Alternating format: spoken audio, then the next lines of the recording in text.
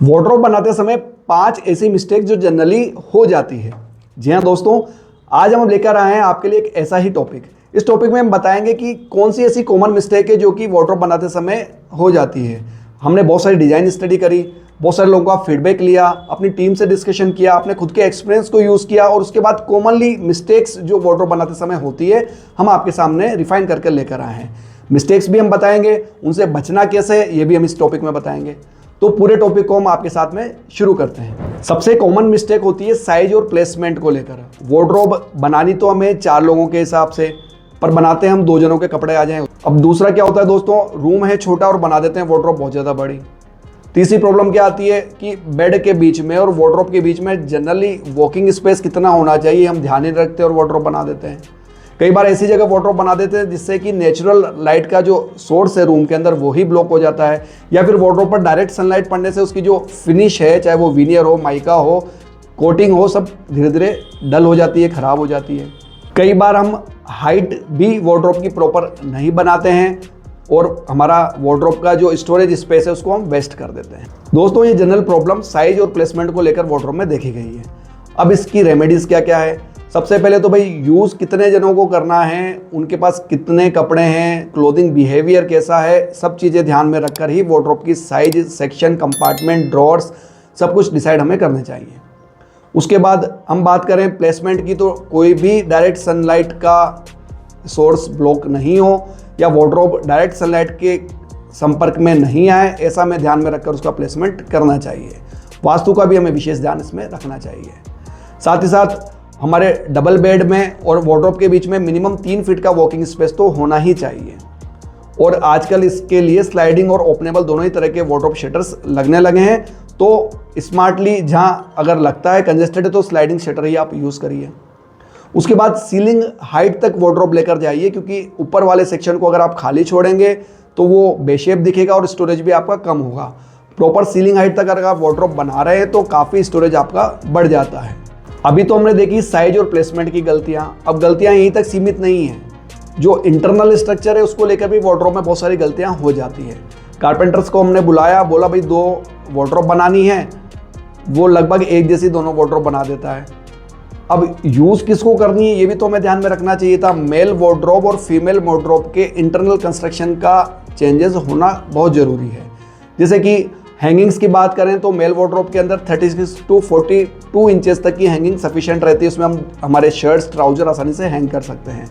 पर अगर फीमेल की बात करें और अगर उनको जो कुर्ते लगाने हैं या फिर वेस्टर्न ड्रेसेस लगानी है तो उसके लिए लॉन्ग हैंगिंग जो लगभग 60 इंचेस तक रहती है, उस तरह की हैंगिंग्स की आवश्यकता रहेगी। ड्रॉअर्स भी दोनों वार्डरोब में ज़रूरी है। मेल में कम ड्रॉअर्स की ज़रूरत है, पर फीमेल में कंपैरेटिवली ज़्यादा ड्रॉअर्स हमें लगानी रहेगी। इसी तरह अलग अलग शेल्फ्स भी हमें अलग अलग वार्डरोब में ज़रूरत रहती है। अगर आपके घर में बच्चे हैं और बच्चों के लिए भी स्पेस वार्डरोब में आपको निकालना है तो उनके लिए आप लो हाइट वार्डरोब बनाइए। जो उनका स्टोरेज स्पेस है वो लो हाइट रखिए, ड्रॉअर्स थोड़ी लोअर दीजिए, ताकि बच्चे भी अपने लेवल पे उस वार्डरोब को यूज़ कर सकें। कई बार हम क्या करते हैं कि बच्चों के रूम में बच्चों की वार्डरोब बना रहे हैं, बट उसका इंटरनल कंस्ट्रक्शन इस तरह से बना देते हैं कि हर बार मम्मी पापा बुलाकर ही उसको अपनी वार्डरोब के अंदर कपड़े निकलवाने पड़ते हैं। तो दोस्तों, जो आप वार्डरोब बना रहे हैं उसके इंटरनल स्ट्रक्चर को भी प्रॉपर प्लान करिए। वार्डरोब बनाते समय मटेरियल सिलेक्शन को लेकर भी काफ़ी गलतियां हो जाती है। कई बार हम क्या होता है कि एक तो कॉस्ट कटिंग के चक्कर में बहुत ही चीप मटेरियल लेकर आ जाते हैं, चाहे फिर वो ब्लॉक बोर्ड हो, प्लाईवुड हो या फिर सस्ती वाली लेमिनेट हो, तो वो लॉन्ग टर्म में कहीं ना कहीं प्रॉब्लम करेगी। आपकी जल्दी वार्डरोब ख़राब हो जाएगी, लेमिनेशन के कलर ख़राब हो जाएंगे, क्रैक हो जाएंगे, बहुत सारी चीज़ें इस तरह की आ जाती है।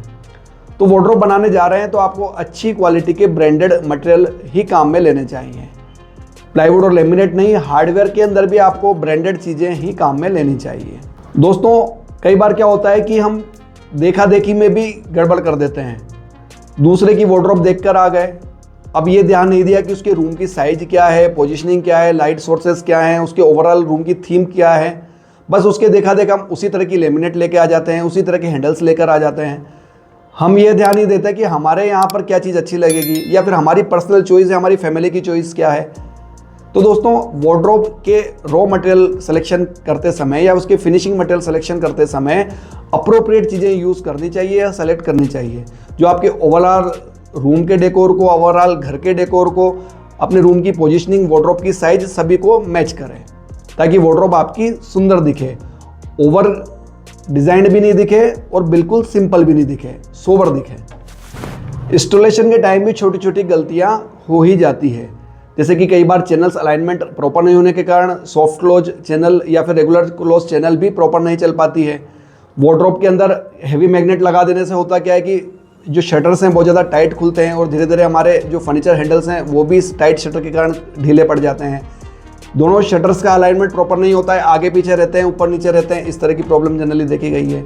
कई बार हम ड्रॉअर जो बना रहे हैं वार्डरोब की, उसके इनर सेक्शन में लेमिनेट लगाना रह जाता है, इस कारण वो वार्डरोब ड्रॉअर जल्दी स्वेलिंग हो जाती है मॉइस्चर के कंटेंट संपर्क में आने से और जल्दी से टाइट होकर ख़राब हो जाती है।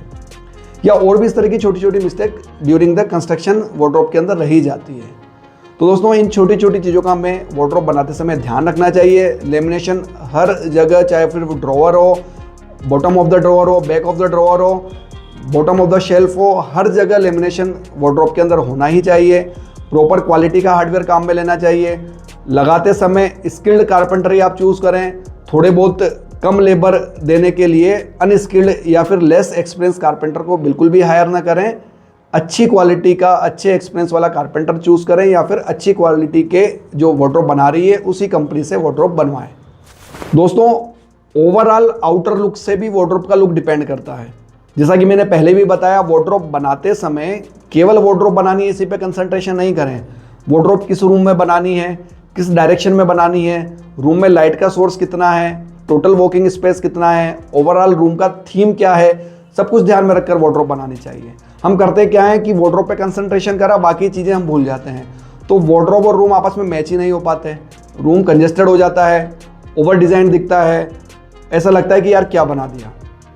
तो दोस्तों प्री प्लान करके बनाइए, सब चीज़ें देखकर बनाइए तो आपकी वार्डरोब अच्छी बन के निकल कर आएगी। तो दोस्तों आज के इस वीडियो में हमने कुछ कॉमन मिस्टेक्स जो वार्डरोब बनाते समय हो जाती है उसके बारे में आपको बताया और यह भी बताया कि उनसे कैसे बचा जा सकता है।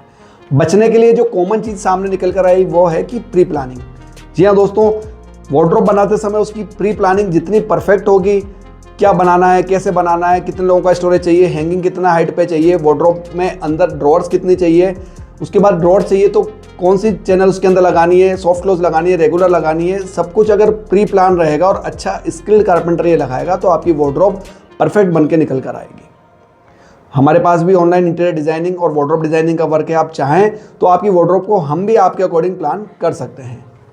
दोस्तों आप इस चैनल से जुड़े रहिएगा, फर्नीचर रिलेटेड इस तरह की वीडियो हम इस चैनल पर रिलीज करते रहते हैं। आपके कमेंट्स जरूर दीजिएगा और बेल आइकॉन को जरूर प्रेस करिएगा। आज का वीडियो देखने के लिए बहुत बहुत धन्यवाद। जय हिंद, वंदे मातरम।